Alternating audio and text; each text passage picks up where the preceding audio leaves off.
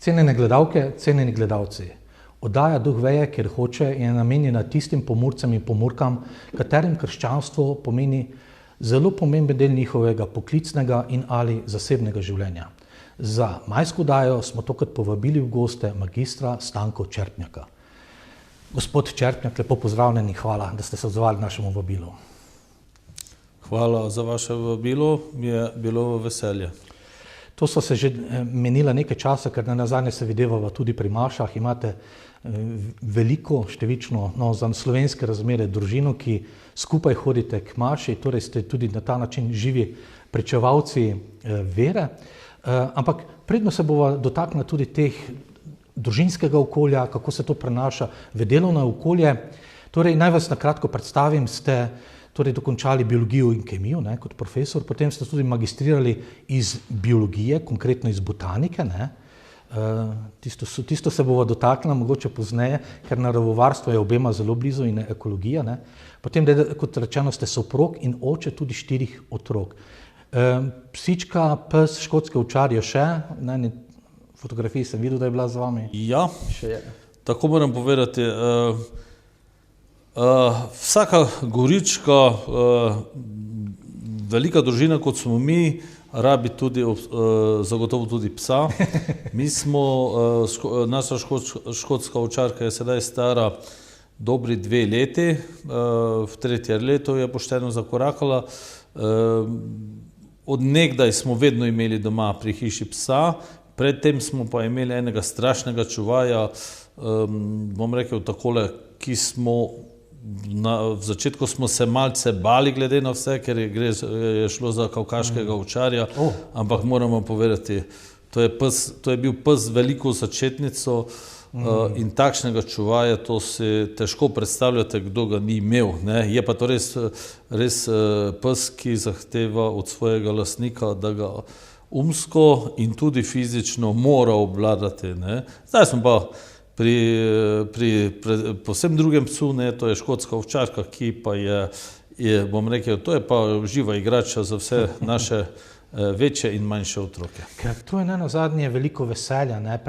Tudi, ne vem, morda vi radi gledate te vseke kratke videe na YouTubeu, kako dejansko težko že rečeš, da, zdaj hudo, kako ne rečem, da ta žival že včasih presega zgolj te lastnosti animaličnosti, ko vidiš, kako sprejme, včasih novorojenčka gleda, trepeta z rokami, ljubosumno čuva, celo se videl, kako pokriva razgrnjenega novorojenčka z odejico. Tu prav vidiš, tako pravite, da k družini nekako tale živalca sodi, če celo v bloku ali pa. Absolutno, bom tako rekel, mi smo vedno imeli velike pse, ker zame tudi kot za biologa pes je pes, za vsem spoštovanjem tudi do manjših pasem pa tak naprej, ampak zame je pes v pravem pomenu besede takšen 4-nožec, ki, bom rekel, ki je konkretna zadeva. Kar se pa tega tiče, kar ste začeli v navezavi, pa tako povem še enkrat. Recimo kavkaški ovčar, to so samčki, so tam okrog 70 kg, tudi naš je imel mogoče zagotovo še kakšen kilogramček več, ampak kako se oni igrajo tudi z majhnimi otroki, ko pridejo, res je, da so nerodni in da po nerodnosti marsikdaj je tudi katerega od našega zbil na tla, ampak bom rekel, tista želja, tista prikupnost, tista pripadnost tudi k družini, to je pa nekaj čudovitega in žival moraš tudi tako, bom rekel, imati. Če ti si do živali jo dobro vzgojiš, si pravi gospodar in imaš človeški odnos do živali, to ti potem žival neizmerno hvaležna, pa tudi vračati zna. Absolutno se strinjam, pa mislim, da je še en moment tu, ta socializacija, predvsem tudi v družinah, kjer je samo en otrok, ugotavljajo, da ta otrok odrašča drugače kot v družinah z več otrok. Mogoče ponovimo samo starost in ime vaših otrok. Glejte, bom tako malo širše tu razložil, če lahko.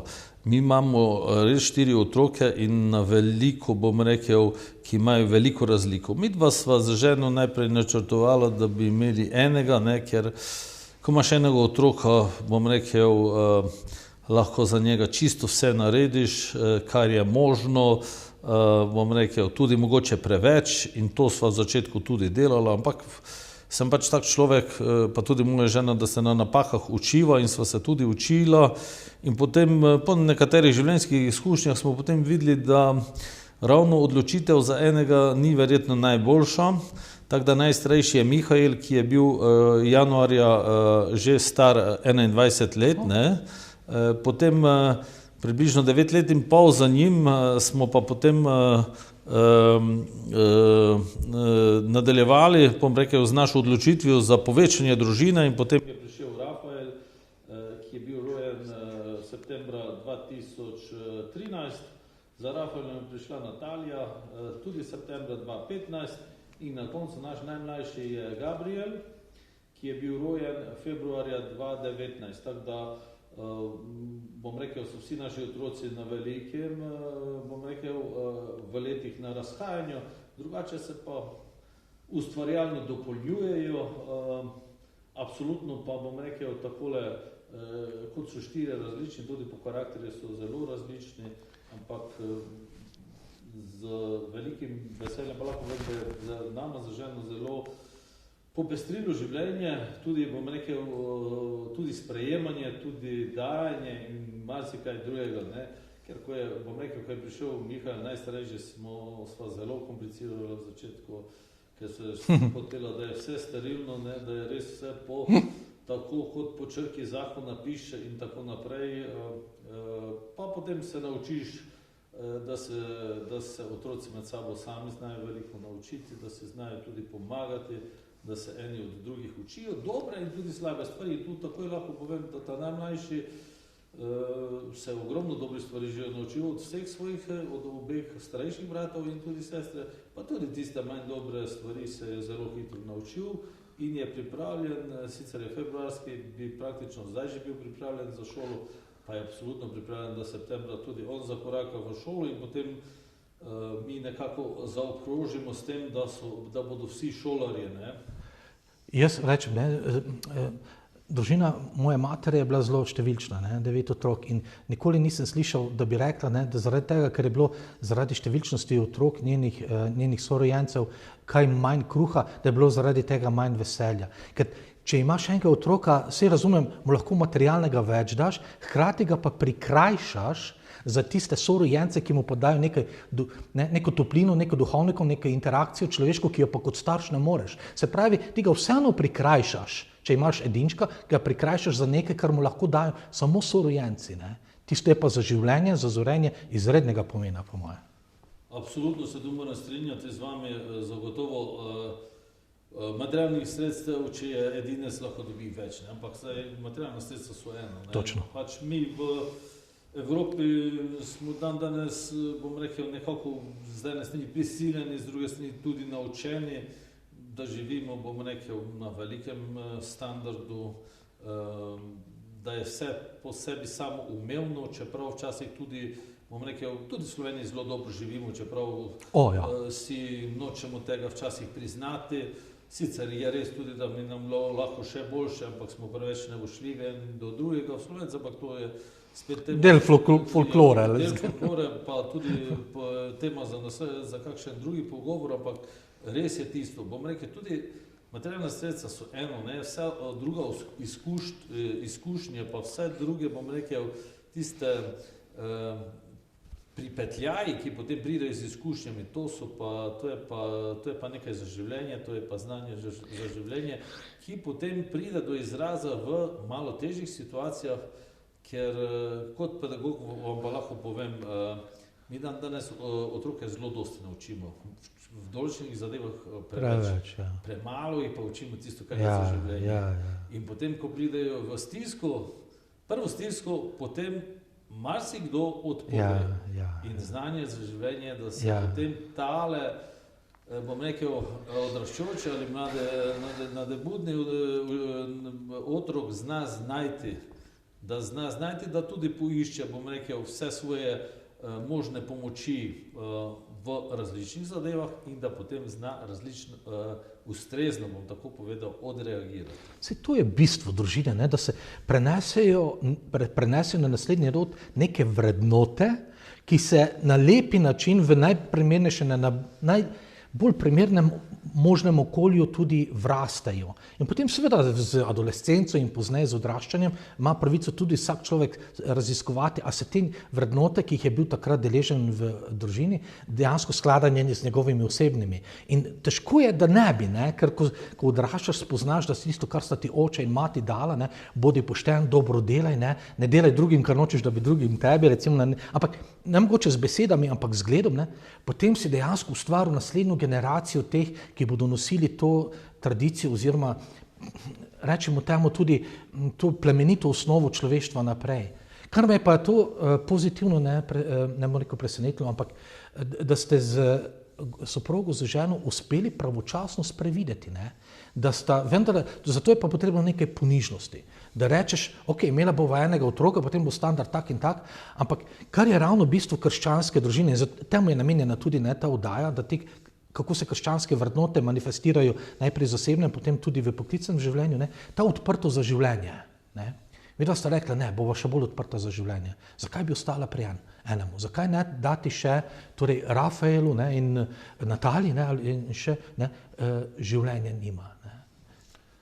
Odločitev ni, bom rekel, tako enoznačna, niti lahka. Zagotovo, bom rekel, kot človek, ki, bom rekel, sem bil vzgojen, pa tudi moja žena v tradicionalni krščanski družini, z vsemi lepimi prazniki, bom rekel, in z ostalimi zadevami, ki tukaj pritičajo. Potem to skušaš nekako prenesti naprej, bom rekel, z ene strani kot izročilo, z druge strani pa tudi kot pomen tega, ker ni samo to, da recimo, da se ob velikonočnih praznikih nese žegen na posvetitev, ampak da vidiš pomen tistega, kaj zdaj to pomeni, in pa da potem tudi vidiš, bom rekel, tisto, kar bi nas ljudi moralo delati predvsem drugačne od, bom rekel, od vseh drugih živih biti na tej lepi zemljici, to je pa tisto sočutnost do človeka. In tako ste vi prej že začeli, moje načelo je vedno tako bilo, če komu lahko, mu pomagam, če ne morem, mu zagotovo ne škodim. Tako. Imam pa svoje prepričanja, svoje načela, nimam pa rad, da mi kdo vsiljuje svoje prepričanja. Jaz bom svoja že znal zagovarjati in jih tudi znal opredeliti. Zagotovo pa, če se nazaj navežem na to, bom rekel, življenjske izkušnje določene ti potem dajo misliti in ti tudi, bom rekel, pripomorejo k temu, da sprejmeš odločitve, ki včasih niso lahke, pa niso enostavne. Seveda pa je, bom rekel, ko imaš, kot mi, ko imamo 6-člansko družino, se je treba zorganizirati, ker tu ne moreš gledati, da bo žena vse storila, se pravi, če ima ona namesto 3 srajc 6 srajc ali pa 5 srajc pa 2 majici za vsak dan za oprati, pa potem še posušiti pa za zlikati, je potem normalno, ker treba poskrbeti tudi za to, da nekdo skuha, da nekdo posodo pomije, da nekdo kaj počisti in tako naprej. Se pravi, gospodinjska dela absolutno pri tako številčni družini ne more sloneti vse samo na ženi oziroma na teh zadevah. Si je treba stvari, bom rekel, razdeliti, ker to vse zraven, bom rekel, prinese. Potem pa to potem tudi doprinese k razumevanju v družini, pa tudi medsebojni ljubezni.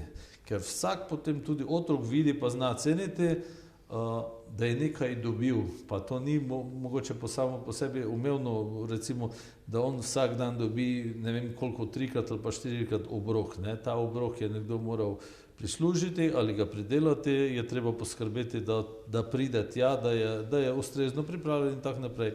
To so vse stvari, o katerih se treba znotraj družine pogovarjati in pa predvsem otroke kot takšne učiti, da ni vse samo po sebi umevno, ker mene, bom rekel, v naši družbi mogoče moti ena od zadev, ker mislijo, da država mora po vsej definiciji vse dati. Država toliko lahko da, koliko mi prispevamo k tej državi. Zagotovo eni rabijo več in zato jim tudi mora več prispevati, ne? Drugi smo pa lahko zadovoljni, da lahko mi tudi k temu več prispevamo. Tako da zagotovo zaključujem s tem, odločitev za povečanje družine je bila zagotovo prava. Zdaj, kako pa bom rekel, na to gledajo drugi, pa se za ženo nikoli nisva ozirala in na mnenja, pri tem nikoli ni motilo, vsak ima svojo zadevo.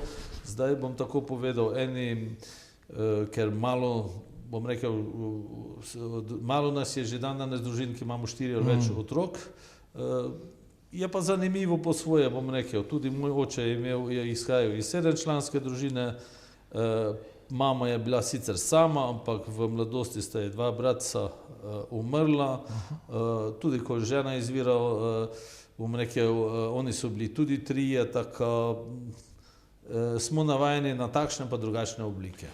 Pa nekaj, ne, iz tega krščanskega nauka izvira predvsem to, da prevzemaš svoj del odgovornosti in da ne moreš biti vedno ti v spredju, oziroma da si ti lahko vedno v spredju samo v tem, kolikor se daješ tudi za drugega. Naprimer, sveta družina. Ne? Jezus je pri 12 že učil v shodnici, ne? Pa bi se lahko delal pametnega, pa bi veljal za, ne vem, wunderkinda, ne? Za čudežnega otroka med super nadarjenim, ampak ne, imamo upodobitve, ko pomaga Jožefu, ne, v delavnici. In pri večji družini je še to toliko bolj poudarjeno, ker sorojenec vidi, ne morem biti vedno jaz na prvem mestu. Ne. Tudi vidva kot starša bi si mogoče lahko privoščila boljši avto, več počitnic, ne vem, potovanj, karkoli. Ne. Ampak ko je večštevilčna družina, ko tudi imaš sorojence, vidiš, ne, da ta svet ne more poganjati egoizem. In ravno ta obsodba modernizma, ki so jo tudi še papeži tam na prelomu v 20. stoletje, ne, na Pija X, predvsem mislim, so rekli, ne, ker modernizem počasi, zato tudi spolna revolucija pa prenesel, uživaj, ti imaš pravico do tega, bodi to, ti bodi to. Ne.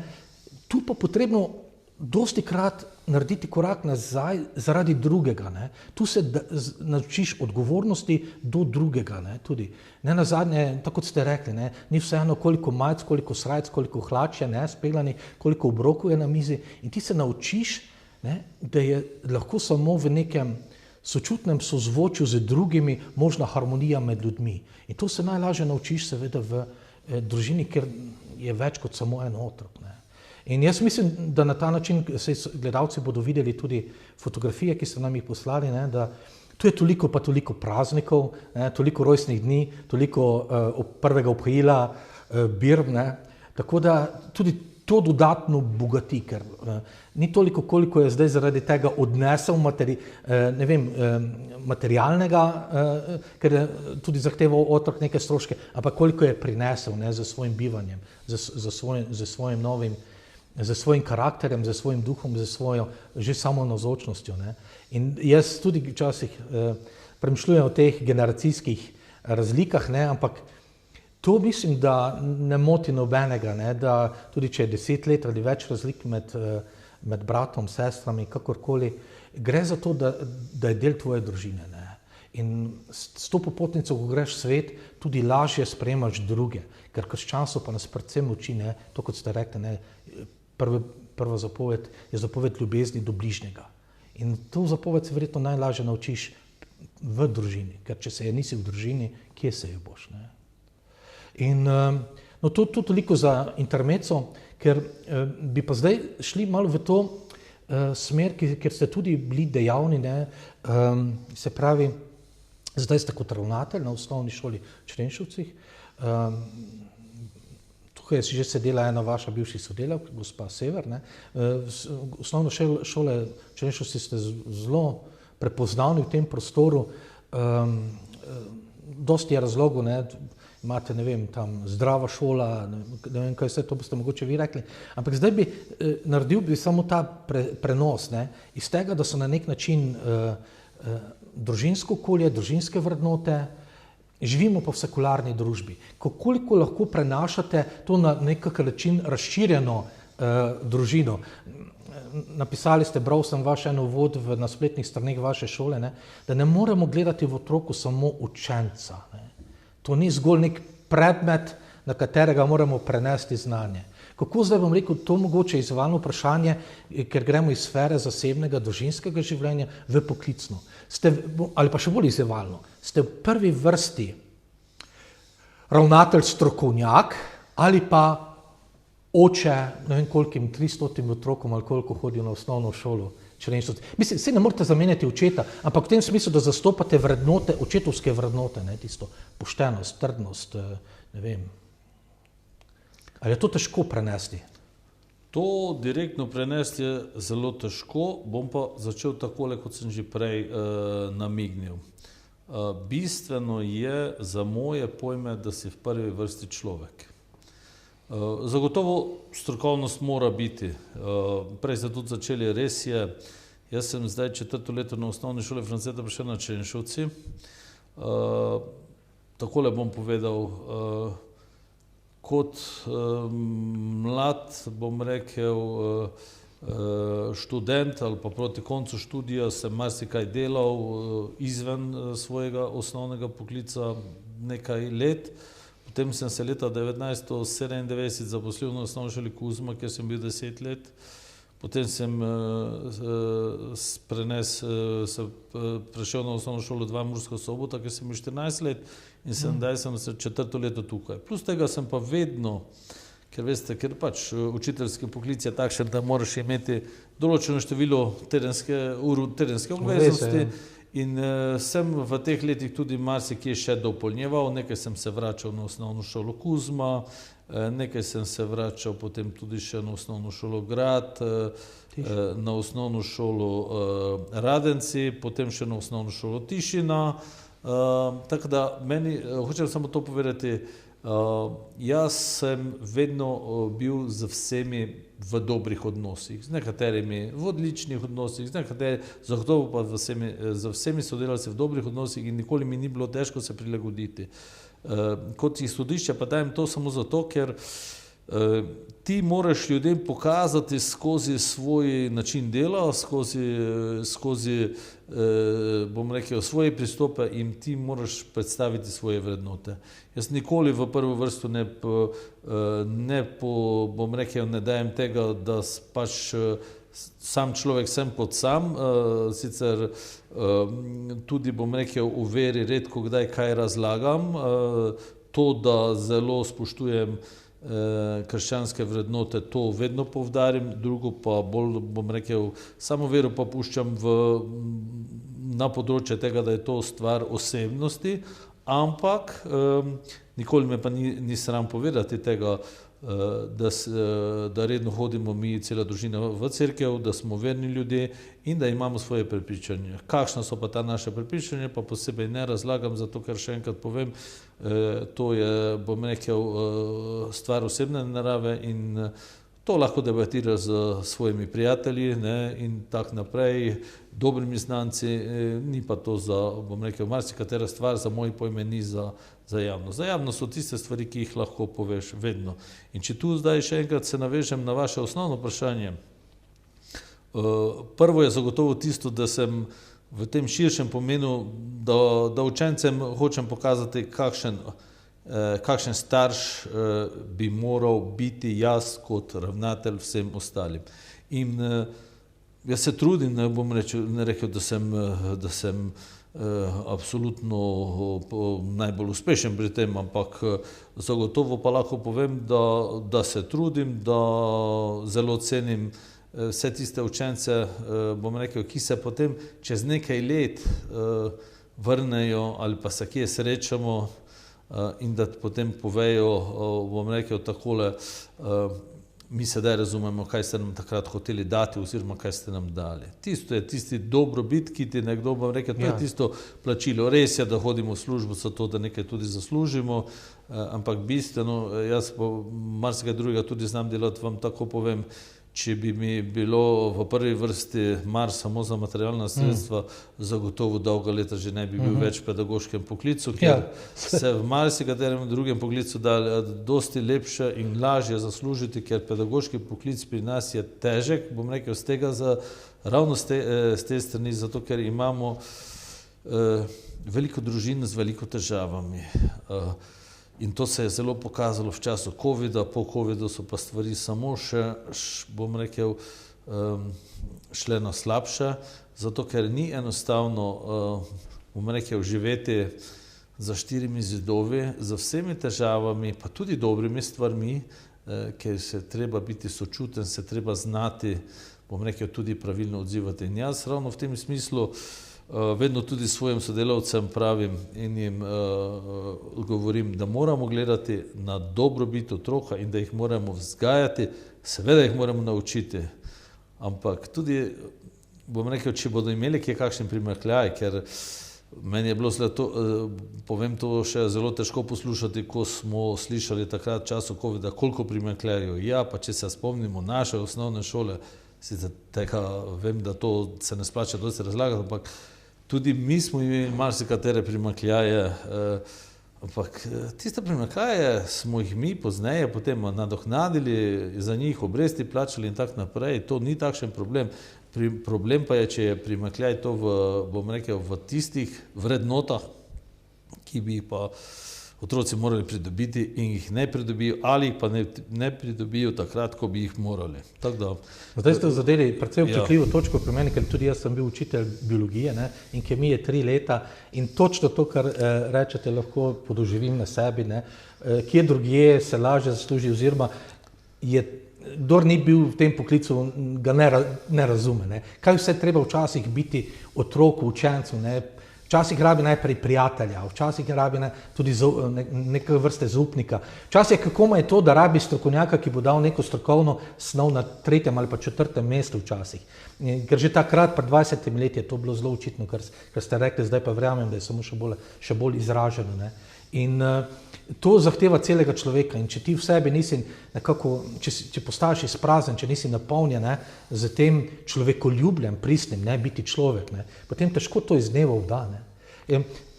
Ne nazadnje pa se strinjam to tudi, kar pravite, ker sem to zelo dosti razmišljal. Ne. Ko sem bil na Poljskem, se je ravno začel šolsko leto. Bili smo na gostje ene od občin in so nas povabili kam? K maši. Ker se je župan, ravnatelj, cela šola z učiteljskim zborom in učenci udeležila začetka šolskega leta z mašo in po koncu maše je bila še procesija v šolo in se je začel pouk. Sem si razmišljal, ne, to pač na Poljskem še možno, vprašanje, če bi jaz bil ravnatelj, če bi tudi na ta način, ne, zdaj mi smo šli že predaleč, ne, ta ločitev države od cerkve je vendarle tako daleč že tudi tu, da vprašanje, če bi naredil to več dobrega, če ne bi naredil več slabega kot dobrega s tem, ne, ker vendarle treba tudi spoštovati, da določen del sodržavljanov in pač slovenske populacije ne deli istih vrednot. Ampak tu bi pa preskočil na to, da kar pa ne morejo preprečiti, ne, je pa to, kar tudi Evangelij uči oziroma Sveto pismo, tako naj sveti vaša luč pred očmi, da bodo videli vaša dobra dela in hvalili Gospoda. Ne. Se pravi, nomen est omen, dejanje, da te na nek način kaže, kdo si. In če vi zastopate svoje intimne vrednote v funkciji ravnatelja, tako najlažje pričujete tudi za svojo vero, ne da bi jo, ne vem, na glas razlagati bilo sploh potrebno. Ne. Glejte, tu bom malo drugače odgovoril. Zagotovo Poljsko pa Slovenijo je zelo težko primerjati. Drugo, če še pogledamo to, sploh Prekmurje, ne, mi v Prekmurju nimamo samo katoličanov, imamo še druge verske skupnosti, to je že prva, bom rekel, takšna zadeva, na katero je treba tukaj, bom rekel, zelo biti pozoren in tudi, bom rekel, stvari tako peljati, da potem ne delamo škode tudi ostalim, ne, ker tu pa moramo biti, čeprav smo katoličani v večini, ampak moramo biti tudi do ostalih, bom rekel, strpni in tolerantni in tudi sočutni, kar se tega tiče. Tako da, to je zelo težko. Drugo, kar je, tudi če Poljsko pogledate malo nazaj, ne, tam so bili člani partije, pa so naskrivaj hodili v cerkev, ne. Pri nas so take zadeve bile dosti bolj redke. Tako da to je naslednja. Drugo, če pa zdaj se na današnji trenutek ozrem, Takšna, bom rekel, zadeva pri nas ni možna, možne so pa druge stvari in tu lahko konkretno povem. V občini Črenšovci imamo 2 šoli, vsaka šola ima poleg še vrtec, se pravi, to je osnovna šola Prežvrhova Voranca Bistrica, ki je nekoliko manjša, potem malenkost večja pa je osnovna šola Franceta Prešerna Črenšovci. Tu je tudi takšna navada, jaz lahko kot ravnatelj povem, da zelo dobro sodelujem z gospodom župnikom, gospodom Carjem, tako da midva se pred začetkom vsakega šolskega leta vsedeva, se določene stvari zmeniva, tudi dorečeva kakšne pravila igre, tudi glede vseh ostalih stvari, bom rekel, tako da mi smo Osnovna šola Franceta Prešerna Črenšovci je ena od 19 prvih šol, ki je bila v poskusu razširjenega programa, kar se je lansko leto uzakonilo in sedaj smo ena od teh 140 šol, kjer se to že redno izvaja, ampak to hočem samo to povedati, ker v principu to je dobro za otroke, ampak pomeni približno 1 uro dlje vsaki dan. Ne? In to seveda tudi potem vpliva na izvajanje verouka in tako naprej. Ampak mi, da se s gospodom župnikom vedno zmeniva in se to jasno poveva,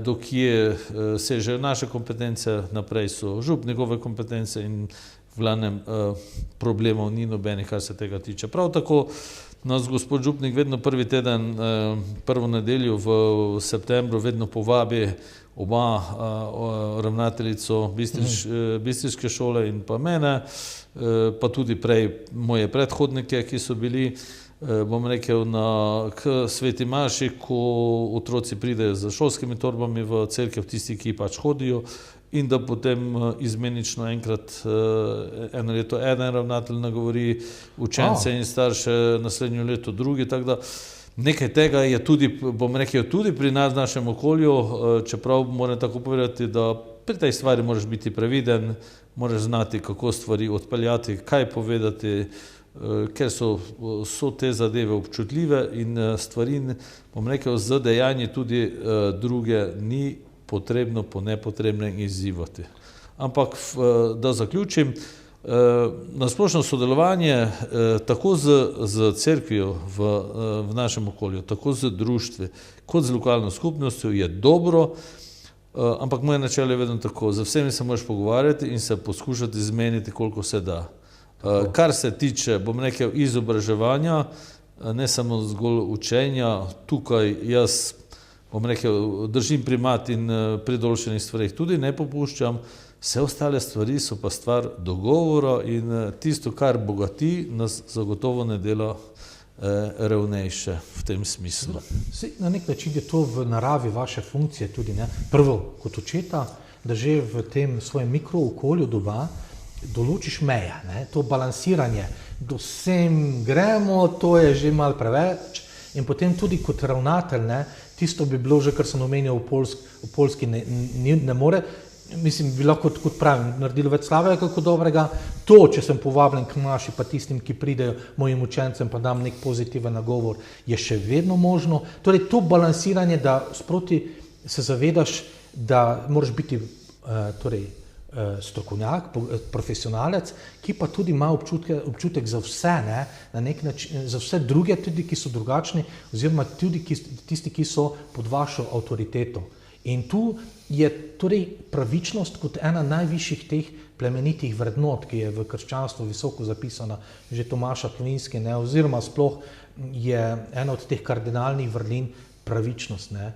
In zdaj, zaradi tega, ker pač vidite nekega otroka, ki je bil večkrat pri maši, da bi ga imeli raje, kot tistega, ki ni, verjetno to, to ni.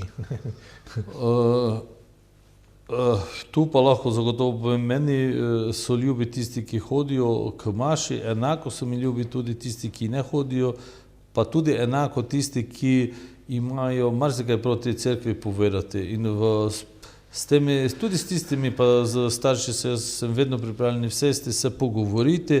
Jaz spoštujem vsako mnenje, to je pač tudi, bom rekel, to je prava demokracija. Ampak tu zavedam se pa vedno tega, se pravi, da se moja pravica konča tam, kjer trči na pravico drugega. To pa strogo spoštujem in tudi od drugih to zahtevam.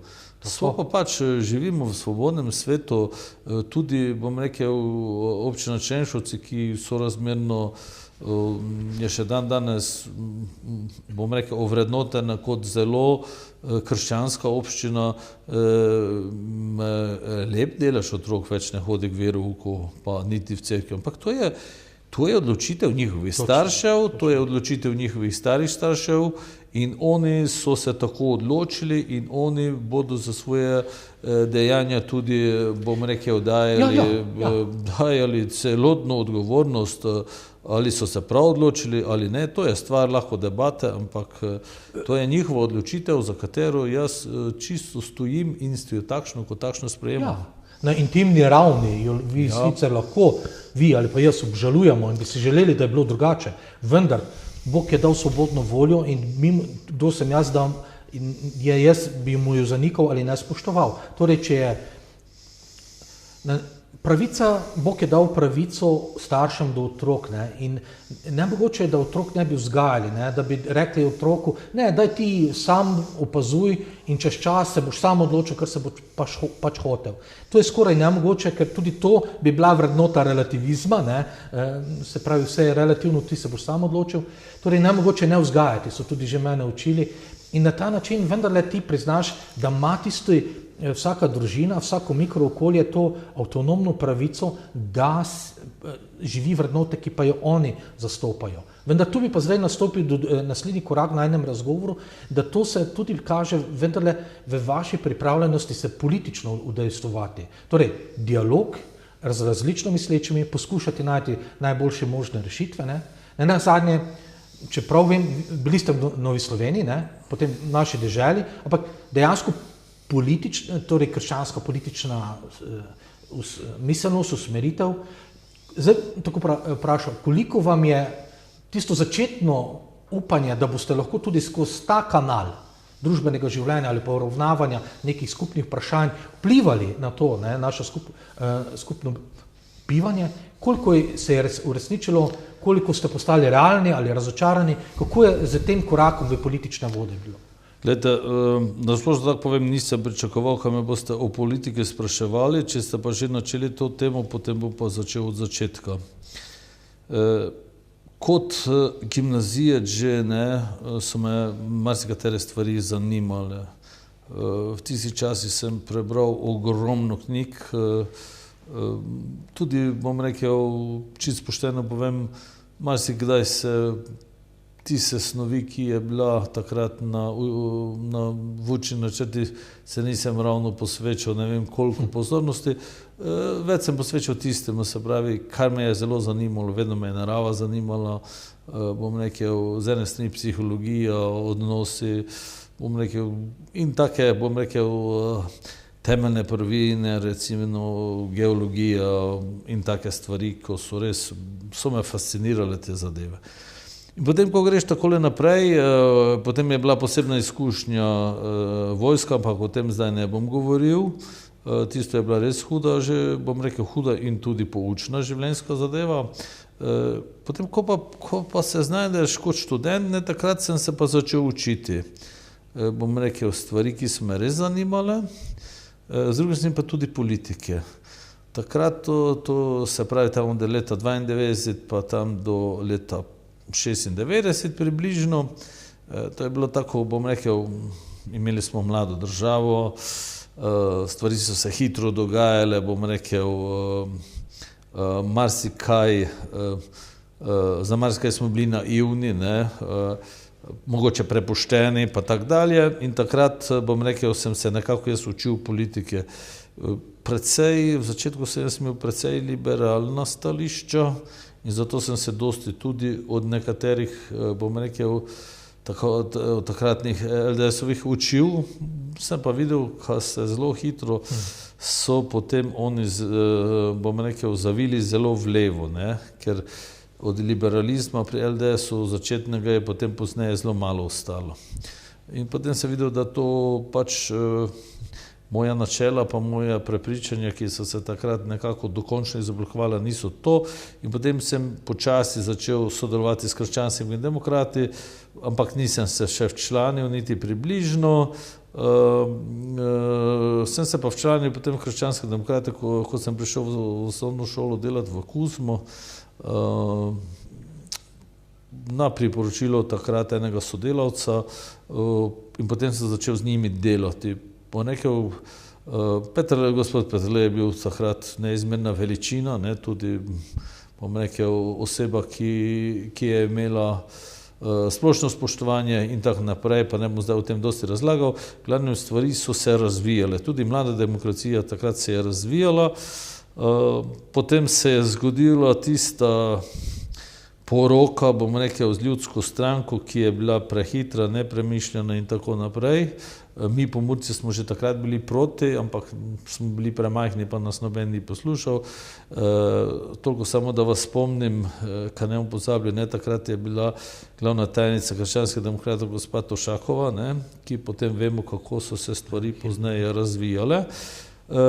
Tista poroka je zelo hitro, se pravi, nevesta je zelo hitro pobegnila, ženin je videl, da je bil osramočen in zadeva je zelo hitro propadla. Potem je gospod Peterle na tistih temeljih ustvaril nekaj ad hoc zadevo, ki se je potem reklo Nova Slovenija, ki se je tudi v začetku, lovila. Marsikdo se je takrat priključil, ki kaj dosti s krščanskimi vrednotami ni bil na ti ravno.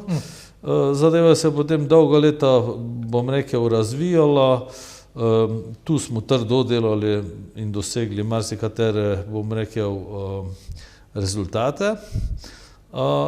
Potem čez čas so pa zadeve postale takšne, da so bile krščanske vrednote eno, da so bile zelo lepo napisane v dokumentih Nove Slovenije, delalo pa se je malce drugače ali pa zelo drugače in potem, čez določen čas, jaz sem človek načel in sem rekel, če so krščanske vrednote za vse in moje osnovno načelo je to, ker za družino sta potrebna ata in mama.